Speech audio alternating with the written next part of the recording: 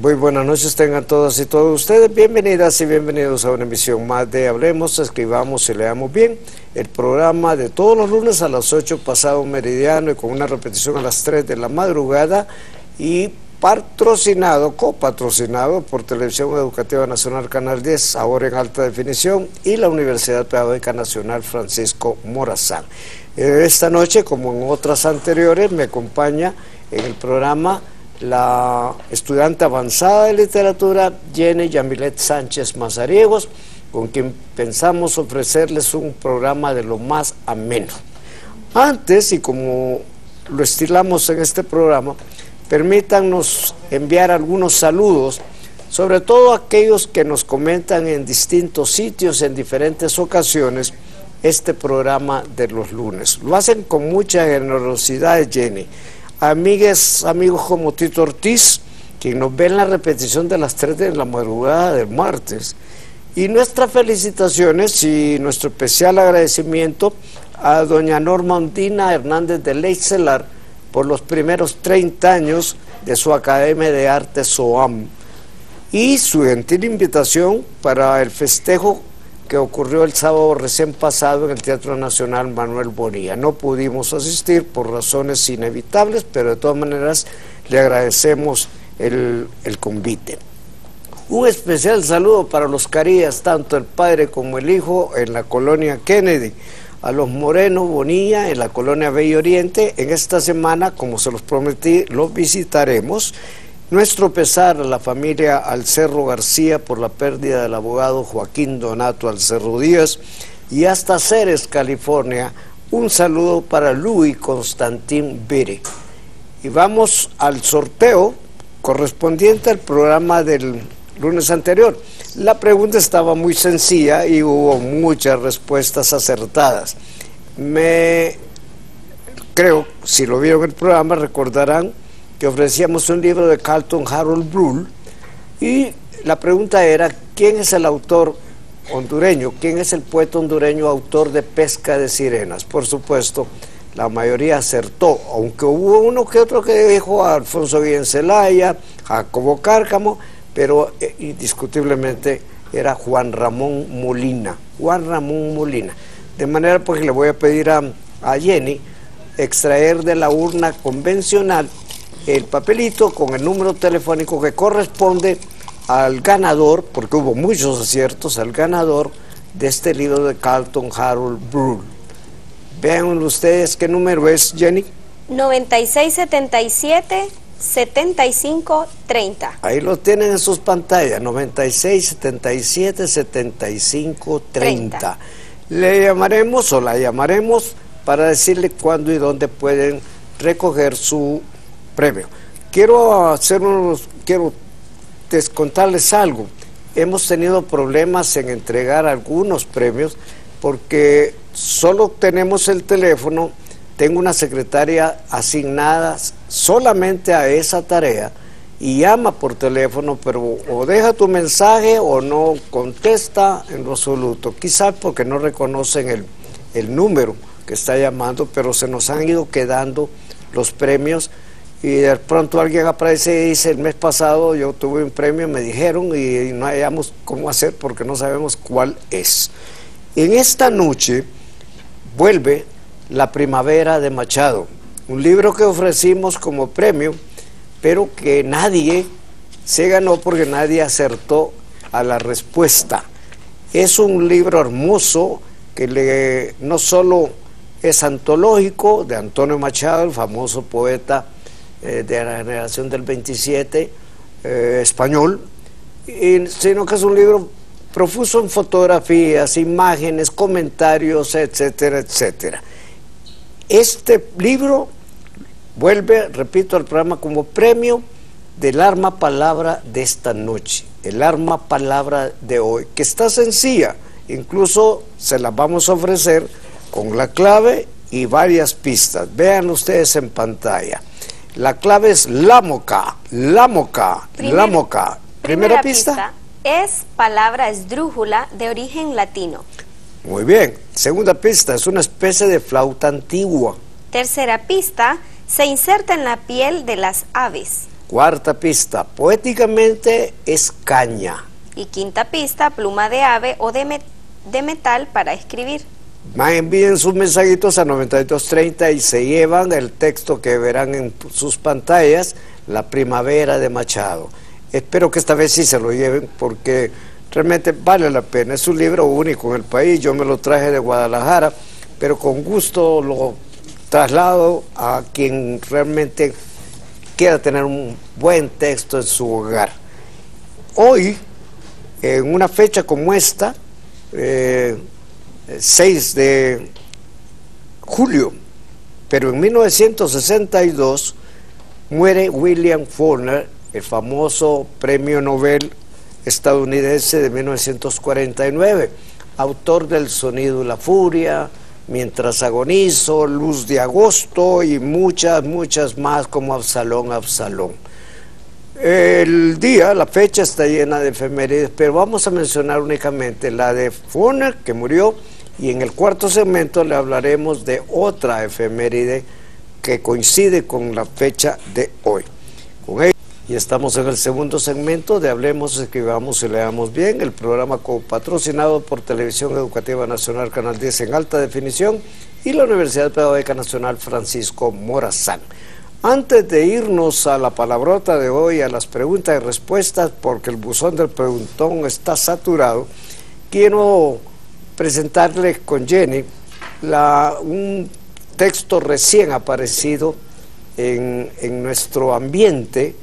Se trata de un libro que se titula Cuentos secundinos, de un magnífico autor, un analista muy profundo de la realidad nacional, que ustedes podrán ver en sus pantallas. Vamos a presentárselos porque son relatos muy amenos, casi todos autobiográficos, del autor nacional Víctor Sierra Corea. Tiene en la carátula la fotografía de su señor padre. Esperamos tener la oportunidad de presentar el libro en la universidad como lo hicimos con un texto anterior que se tituló Lo que aún falta, que tuvo muy buena acogida en nuestra institución.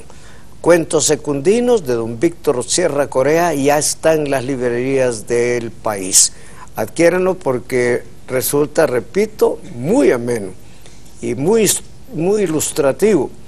Don Víctor es un profesional con una enorme trayectoria académica. Es graduado en primer lugar de la Universidad de Sao Paulo, Brasil, la mejor universidad de América Latina. Así que no se pierdan la oportunidad de contar con él. Y hoy sí vamos a la palabrota de hoy, que verán ustedes también en sus pantallas. La palabrota de hoy es fanfarria, fanfarria. ¿Qué es fanfarria, Jenny? De origen onomatopéyico. Tiene varias acepciones. 1. Conjunto musical ruidoso, principalmente con instrumentos de viento. 2. Música interpretada por una fanfarria. 3. Coloquialmente es baladronada, bravata, jactancia. Así es, en esas películas de la Roma clásica, recuerdo Ben-Hur, por ejemplo, antes de la carrera de las cuadrigas en el Coliseo, hay una fanfarria que interpreta precisamente otra fanfarria. Yo recuerdo uno de los mejores poemas de Juan Ramón Molina, aquel famoso poema que muchos dicen le ganó un poema a Rubén Darío cuando iban todos, una playa de poetas, a Río de Janeiro para una conferencia interamericana, que se llama Salutación a los poetas brasileños, y que comienza diciendo: con una gran fanfarria de roncos olifantes, con versos que imitasen un trote de elefantes en el amplia selva, en el amplio campo de una selva ecuatorial. Así arranca Juan Ramón Molina. Tuve un alumno, le voy a contar como anécdota, que un día lo puse a leer el poema y de entrada leyó mal, o supongo que no tenía la menor idea que diablos era un olifante. El olifante era un instrumento de viento. Dijo: con una gran fanfarria de roncos elefantes, y eran olifantes. De manera pues que eso es fanfarria.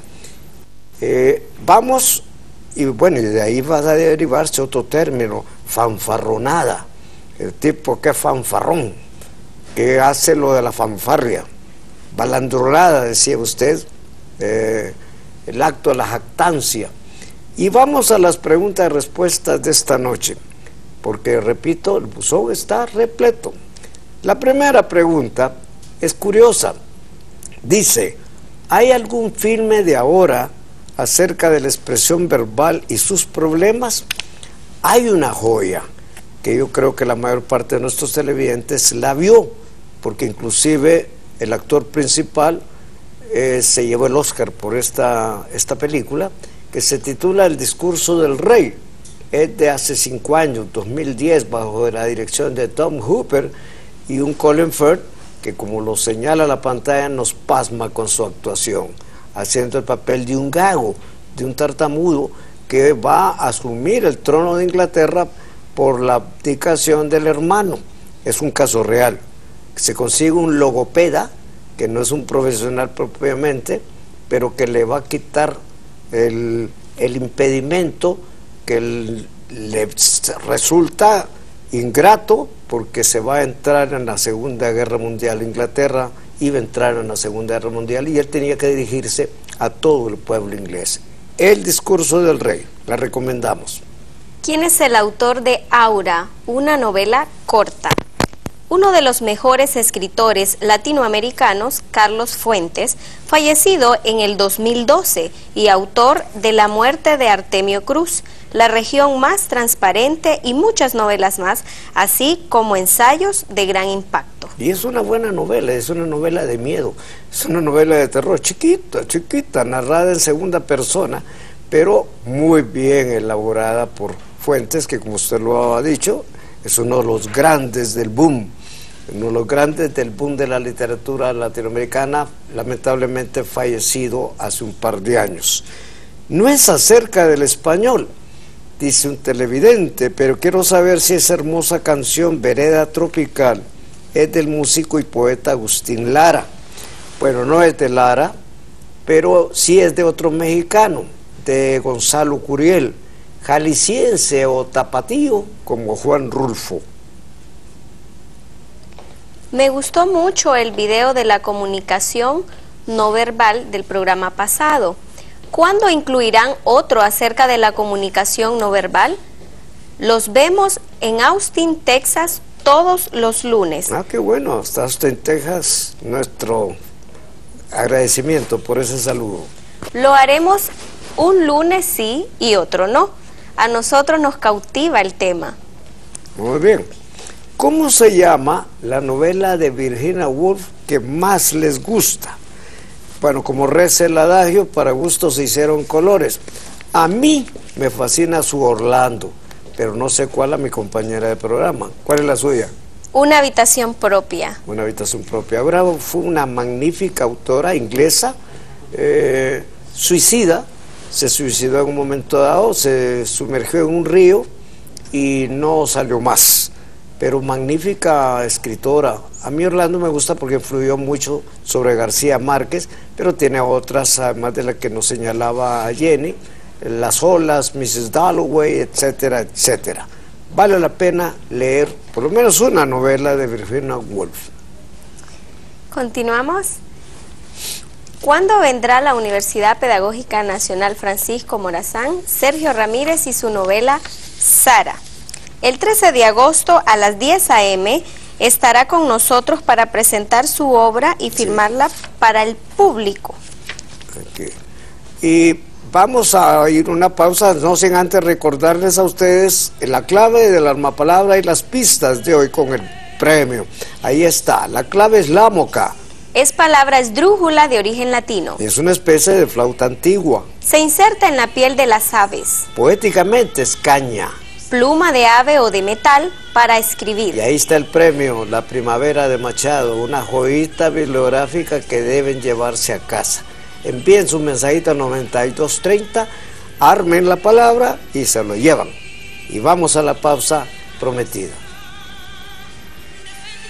La virtud Y continuamos ya en el tercer segmento de Hablemos, Escribamos y Leamos Bien, el programa coauspiciado por Televisión Educativa Nacional, Canal 10, ahora en alta definición, y la Universidad Pedagógica Nacional Francisco Morazán. Recuérdenlo, todos los lunes a las 8 pasado meridiano, con una repetición para madrugadores o trasnochadores a las 3 de la madrugada del martes. Continuamos con las preguntas y las respuestas. Hay una aquí que ya la habíamos respondido hace muchos meses atrás. ¿Qué diferencia hay entre la portada y la carátula de un libro? La portada es la página del comienzo, donde aparece el título, el autor y los datos de la publicación. La carátula es la cara externa y principal del libro. Antes lo llamábamos la pasta, por razones que explicaremos en un programa posterior, pero le decíamos, mirarle la pasta, lee la pasta, pero hoy a eso se le llama carátula, y luego usted abre, pasa a la portada, que es la página inicial. ¿Es adecuado el término internauta en el español? Lo es. En el mundo de la informática es quien navega en Internet. Antes solo aparecía cibernauta, pero ya en el diccionario, en el DILE del 2014, aparece internauta, aquel que navega en Internet. Sé que el español estaba modificándose para bien, porque el asunto está en verlo como un medio de comunicación y no como un objeto en sí, no como un fin en sí mismo, es un medio para alcanzar un fin, el de la comunicación. Y aquí hay una que como que es conmigo. Dice, mi abuelo repite que él es de la época Ye-Ye. ¿A qué se refiere? Pues se refiere a la época de los Beatles, los 60s y 70s del siglo XX, a raíz de una canción de los Beatles que decía, she loves you, yeah, yeah, yeah, she loves you, yeah, yeah, yeah.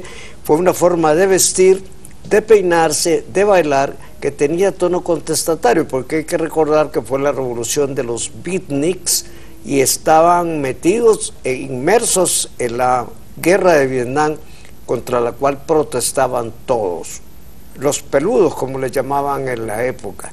Yo soy anterior, yo le explicaba a IN que yo ya no soy de la época de Ye-Ye, a pesar de que sí soy abuelo.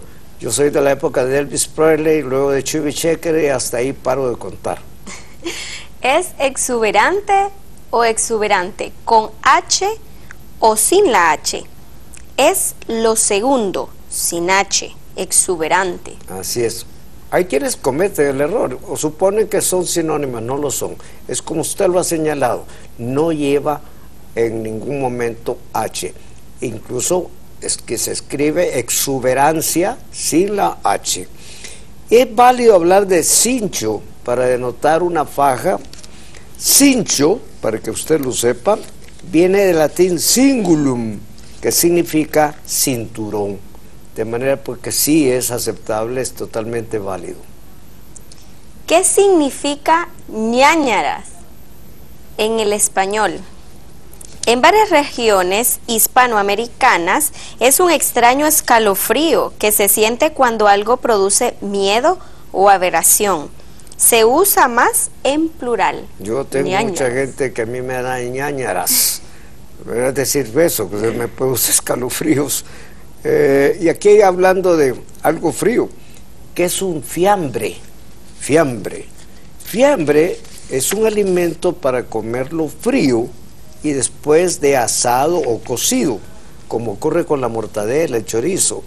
Coloquialmente es cadáver, lo dejaron fiambre, que eso es algo muy común, sobre todo en los medios de comunicación, que es lo que venden los periódicos en estos tiempos, lamentablemente. ¿Cuál es el origen de la letra ñ? En los manuscritos medievales, el sonido se escribía con doble N, ano, pero se abrevió con una tilde sobre una N y se hizo la ñ. Es la aportación del alfabeto latino al español. Interesantísimo. Yo tengo una amiga que vive en Australia cuyo teclado carece de la ñ. Entonces cuando ella me quiere reproducir el sonido, O escribe la doble N o me lo escribe GN, agno, por ejemplo. ¿De dónde viene la palabra mujer?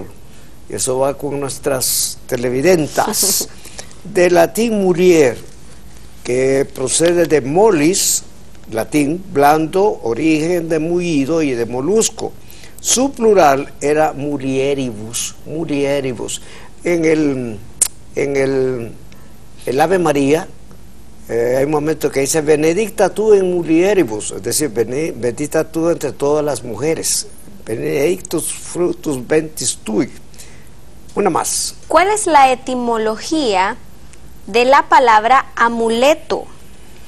Para los latinos, amuletum era un medio de defensa y atracción de la fortuna, una herradura, una gema, un trébol de 4 hojas, etc. Respecto al verbo, Respecto al verbo apostar, ya me estaba robando usted ya le estaba robando. ¿Por qué apuesto y no aposto? Si el verbo es apostar. Porque este verbo se conjuga como el verbo matriz, como su verbo modelo, como contar. Yo cuento, yo apuesto. Yo conté, yo aposté. Yo contaré, yo apostaré. Todos los verbos tienen un modelo de conjugación. Y este es el modelo de apostar, contar. ¿De dónde viene el término cigarro? Interesante esa. Sí, procede de la palabra maya sillar, con el mismo significado. No hay que olvidar que el tabaco, el fumar el tabaco, se origina en América. Ya me imagino la cara que pusieron los conquistadores cuando, para el caso en las Antillas, vieron a los taínos fumar aquellos cigarros, que los mayas llamaron sillar, como lo dijo Jenny. ¿Por qué los comunicadores sociales, y esta está capciosa, los comunicadores radiales particularmente, dicen pexi, capturar, aceptar, séptimo, discriminar en vez de discriminar? Bueno, sencillamente porque no les importan los radioescuchas y porque hablan como hablan. ¿Qué significa carpe diem? Carpe diem. Es un tópico literario que creó el latino Horacio y se prolongó en el medievo y el Renacimiento. Vivamos el hoy, no el pasado o el futuro. Sí, vivamos el día, eso es, el carpe diem es eso. Todos los textos que lo expresaban están dentro de ese tópico o topos medieval que se llamó carpe diem. Hubo otros, el ubi sunt, que significa ¿dónde están las galas, las cosas? Es decir, ¿dónde queda todo? La vida es fugaz. O el beatus ille, el verde prado, ameno, etcétera, etcétera. Eran tópicos literarios. Pregunta alguien, ¿existe el término policleto en nuestro español? En el uso mexicano significa policía en bicicleta. Nosotros tenemos policías en bicicleta, sobre todo en los complejos turísticos. Para la Semana Santa le aparecen unos policías que andan cuidando a los turistas, pero nosotros no les decimos policletos. El mexicano muy dado a ese juego de palabras como el mi peor es nada, por ejemplo, y otras.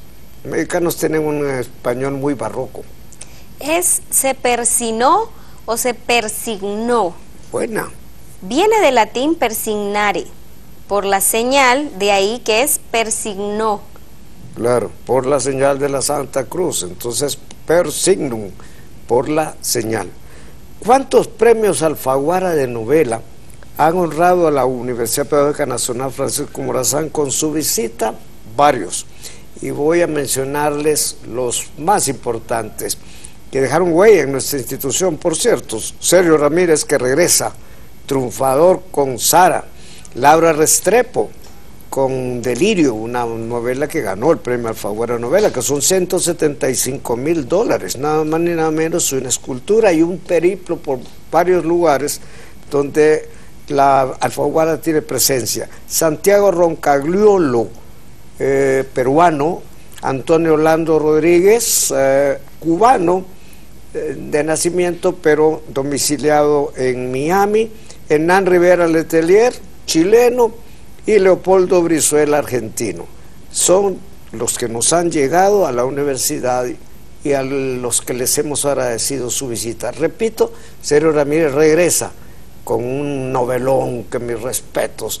Después les diremos dónde adquirirlo para que puedan asistir a la presentación de Sara y obtener la firma de este, que es para nosotros en este momento el mejor narrador centroamericano de todos. ¿Es jalar o alar? ¿Se aspira la H para hacer la J? En el español actual es alar con H, pero el uso arcaizante se resiste a desaparecer, jalar. Yo todavía digo jalar, soy arcaico. Vamos a ir una pausa más, pero queremos recordarles la clave del armapalabra, las pistas y el premio. Ahí está la clave, es lámoca. Primera pista es palabra esdrújula de origen latino. Una segunda pista es una especie de flauta antigua. Tercera, se inserta en la piel de las aves. Y la cuarta, poéticamente, es caña. Y quinta pista, pluma de ave o de metal para escribir. Su mensaje a 9230 les permitirán llevarse La Primavera de Machado, una joya bibliográfica que incluye fotografías, antología, etcétera, etcétera. No nos cambien, que vamos al cuarto segmento, nuestro segmento literario de esta noche.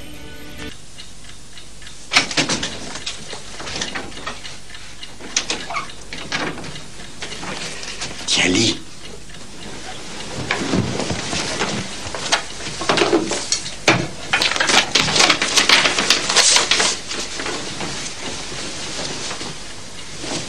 Le ministre de l'Instruction publique et Madame Georges Ramponneau prient Monsieur et Madame Loisel de leur faire l'honneur de venir passer la soirée à l'hôtel du ministère le 18 janvier. Qu'est-ce que tu veux que je fasse de ça? Mais ma chérie, je pensais que tu serais contente. C'est une occasion unique.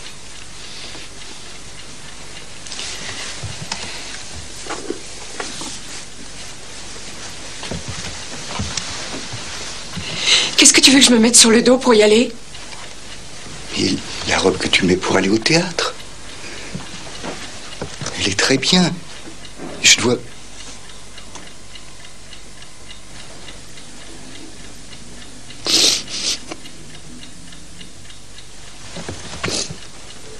Mais qu'est-ce que tu as? Rien. Simplement, j'ai rien à me mettre.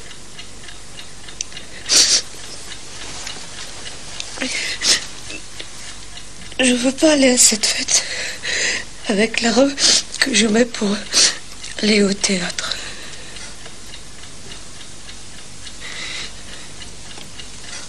Bon. Et ça coûte combien une toilette raisonnable?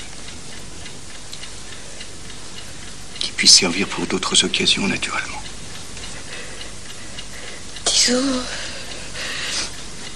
Je sais pas, au juste... quelques centaines de francs.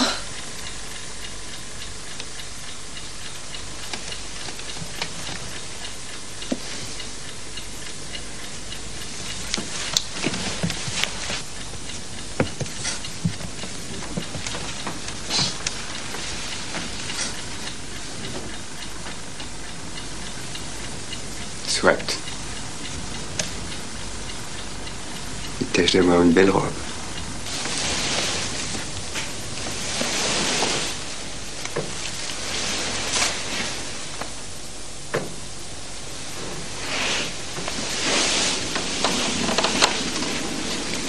Qu'est-ce qu'il y a? Tu n'as pas l'air contente.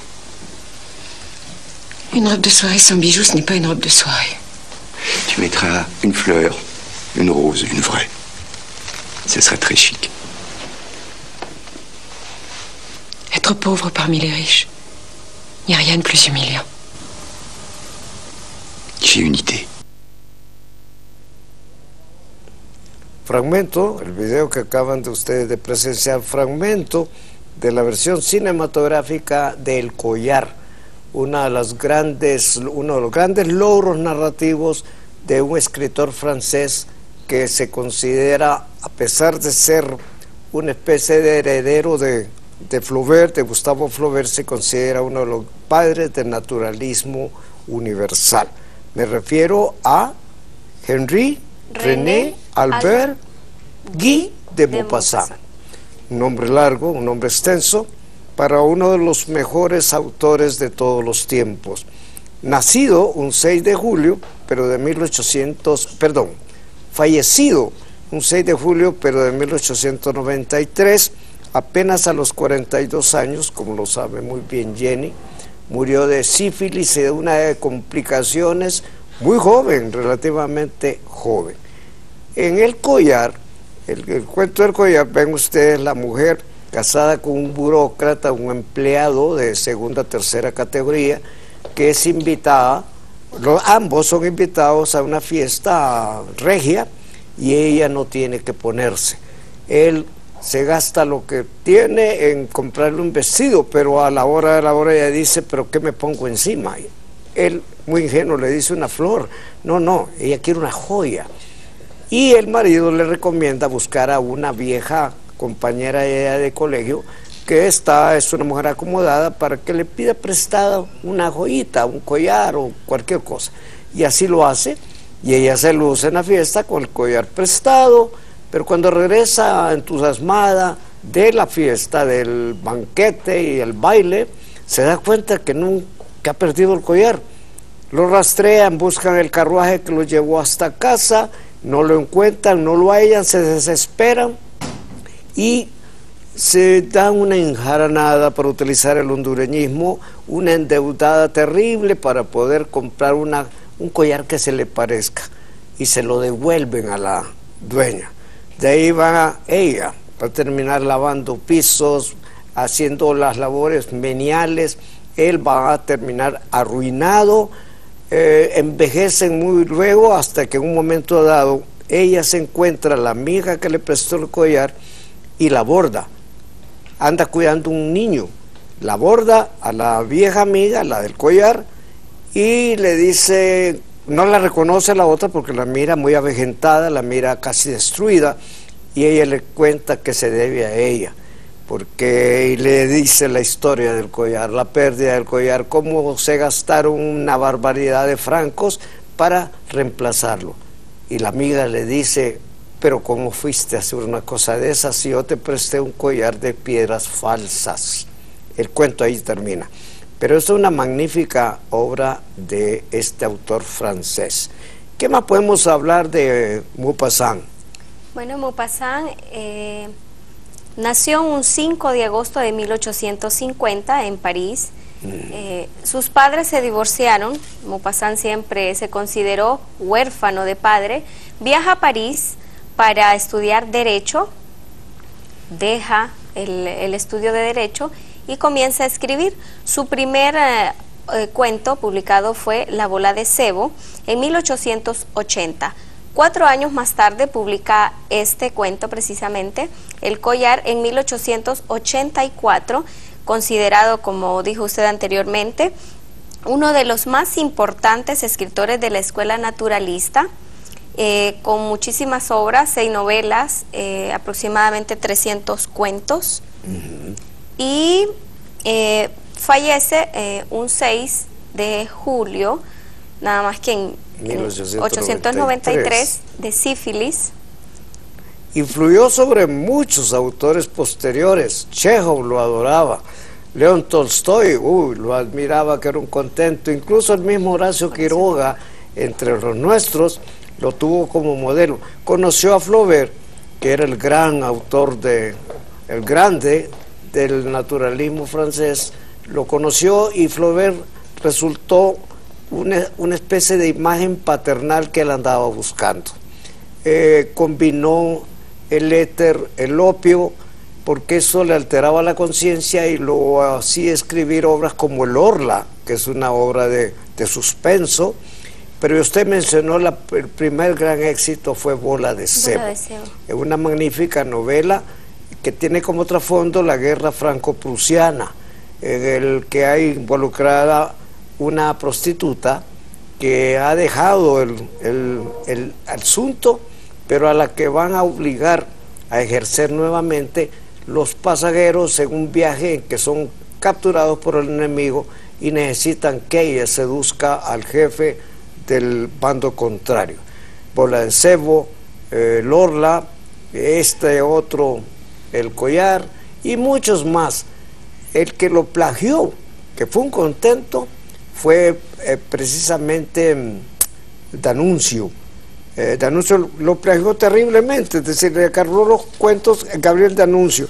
No todos, pero sí fue objeto de plagios. Hizo periodismo y repetimos lo que dijimos antes, murió bastante joven. Uno no se puede morir sin leer un cuento de Maupassant, que para mí, de todos, porque tiene otros cuentos, no solo el Collar, pero el Collar a mí me fascina porque por ese final, ese desenlace terrible, darse cuenta de que tal collar no lo era un collar de fantasía, era un collar de bisutería nada más, y eso les arruinó la vida a todos. Es uno de los grandes del siglo XIX, muere, repetimos, bastante joven, a los 42 años, pero como prototipo del creador, sobre todo en el mundo del naturalismo, con Émile Zola. Conoció a Émile Zola, el famoso autor de Naná, que es la obra maestra de ese movimiento, que pretende ir más allá del realismo, porque el naturalismo ahondó, profundizó en los alcances del realismo, contó lo que el realismo no contaba. Si el realismo solo lo insinuaba, los naturalistas contaban. Entraba el personaje en un servicio sanitario y cerraba la puerta en el realismo, pero en el naturalismo el narrador entraba con él para contarnos lo que estaba ocurriendo adentro. Fue un periodo maravilloso de la literatura francesa. Todavía no creo que haya sido superado, pero Maupassant es inolvidable. Queremos recomendárselo para posteriores ocasiones, para una visita a una librería. Traten de encontrar algo, sobre todo Bola de Cebo, que no es propiamente un cuento, es una especie de novela corta. Con esto vamos a la cuarta pausa de este programa. No nos cambien, regresaremos en unos segundos. Y estamos ya en el último segmento de Hablemos, Escribamos y Leamos Bien, el programa coauspiciado por Televisión Educativa Nacional, Canal 10 ahora en alta definición, y la Universidad Pedagógica Nacional Francisco Morazán. Queremos recordarles por última vez la clave del arma palabra y las pistas con el premio respectivo. Ahí está en sus pantallas, la clave es LAMOCA. Primera pista es palabras drújula de origen latino. La segunda pista es una especie de flauta antigua. Tercera pista, se inserta en la piel de las aves. La pista 4, poéticamente, es caña. Quinta pista, pluma de ave o de metal para escribir. Sus mensajes al 9230 les permitirán llevarse el texto que tienen en pantallas, La Primavera de Machado, un texto antológico, un recorrido por el Duero, los campos de Soria, todo lo que le gustaba a Antonio Machado, que de los dos Machados es el que más nos gusta a nosotros, porque fue un hombre mucho más vertical y rectilíneo que Manuel, que era un buen poeta, pero Manuel se quedó en la España franquista. En cambio Antonio se exilió en Francia y va a morir en muy raras y difíciles condiciones. Y vamos a tratar de avanzar con el buzón del preguntón. Y aquí hay una novedad, le contaba yo a Jenny, que lo descubrí hasta anteayer por una pregunta que me hicieron. ¿Qué es un antropónimo? Antropónimo. Suena como enfermedad esto, pero aunque suene raro, es el nombre propio de una persona. Pero en vez de decir nombre propio, decimos antropónimo, que es una sola palabra en lugar de dos. Pero repito, me muero porque mañana en mi clase usual me diga alguien cuál es su antropónimo. ¿Quién era Tomás Moro? Humanista, político, teólogo, filósofo, abogado y escritor británico. Su obra más famosa es Utopía. Murió un 6 de julio, pero en 1535, decapitado por el rey Enrique VIII. Octavo. Octavo, perdón. claro. ¿Por qué? Porque fue canciller inclusive de Enrique VIII, pero se opuso al divorcio de Enrique VIII con Catalina de Aragón, dado que Catalina de Aragón no le había dado varones herederos a Enrique VIII, de manera porque Enrique VIII se busca otra mujer, Ana Bolena, y Moro se va a oponer. Eso lo va a llevar a la muerte en un 6 de julio, como en esta fecha, pero en 1535. Lo decapitó el rey Enrique VIII, que tuvo 6 mujeres, pero la última lo sobrevivió afortunadamente.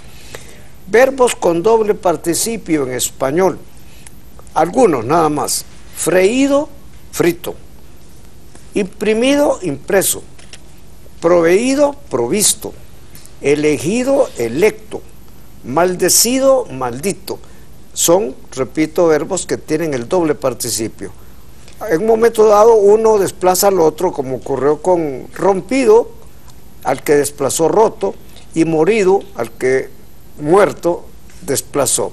Pero en algún caso vamos a ver cuál de esas parejas sobrevive. Se dice parto doble o parto duple. Aunque se admiten las dos formas, la más usada hoy en día es parto doble. Así es. Alguien me corrigió, señala un televidente, al decir 100%. ¿Por qué? No es válido.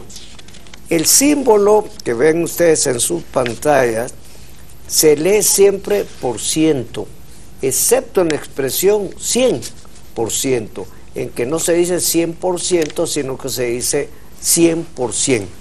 Es la única excepción que confirma la regla. ¿Por qué escribimos México, Xalapa, Oaxaca, Texas y decimos México, Jalapa, Oaxaca y Texas? En el español antiguo, la X se pronunciaba con una CH, suave, que se convirtió en una H aspirada. J. No olvidar que Cervantes creó Don Quijote, claro, y el juglar de Doña Jimena. Sí. Es asunto más fonético que ortográfico. Claro, Doña Jimena, la mujer de Ruiz Díaz de Vivar, el mío Cid Campeador. ¿Qué son el ceseo y el ceseo? Vean en sus pantallas la grafía. Son fenómenos del español americano. Por ejemplo, nosotros las zetas españolas las convertimos en eses. Por ejemplo, para el caso zapato, en vez de decir zapato, decimos zapato. En vez de decir trozo, decimos trozo. En vez de decir ajedrez, ajedrez. En un caso, el caso del ceseo. En el otro, en el ceseo con C, es que volvemos zetas las eses. En vez de decir puse, decimos puse. En vez de decir asiento, decimos asiento. En vez de decir subir, decimos subir. Entre nosotros hay más ceseo con S que ceseo. Pero yo tengo amigos que cesean con las dos C, es decir, convierten las S en zetas. Se escribe profesor de español, como usted lo tiene en pantalla, con mayúscula, o profesor de español minúscula. Lo adecuado es profesor de español. Lo primero es sustantivo común. Lo otro designa el nombre de una materia o estudio. De ahí que se escriba con mayúscula. Así es. ¿Y en qué libro? Pregunta alguien. ¿Puedo encontrar más información sobre el español actual, el español de hoy? Hay un estupendo que creo que todavía está en una librería del MOL, que se titula Las 500 dudas más frecuentes del español. Es publicado por el Instituto Cervantes en México y el año recién pasado. Ese tiene de todo. ¿Es undécimo o decimoprimero? Referido al ordinal del número 11, ambas formas son válidas, incluso décimo primero. La barbaridad es onceavo como catorceavo. Sí, porque catorceavo es es partitivo. Si alguien habla de que le van a dar el catorceavo significa que le van a dar la 14ª parte del sueldo, lo que es una miseria. Lo que le van a dar es un 14º mes de salario, que esa es otra cosa. Aquí hay una más. Es deprisa una sola palabra, dos palabras, o deprisa, una sola palabra. El adverbio, y oíganlo bien, puede escribirse de las dos formas, pero lo más esperado es deprisa. Con ello, queremos con Jenny darle las más cordiales gracias por habernos permitido entrar en la intimidad de sus hogares. Los esperamos o a las 3 de la madrugada de mañana martes, pero sí, no el lunes a las 8 pasado meridiano. Repito, muchísimas gracias y muy buenas noches. Buenas noches.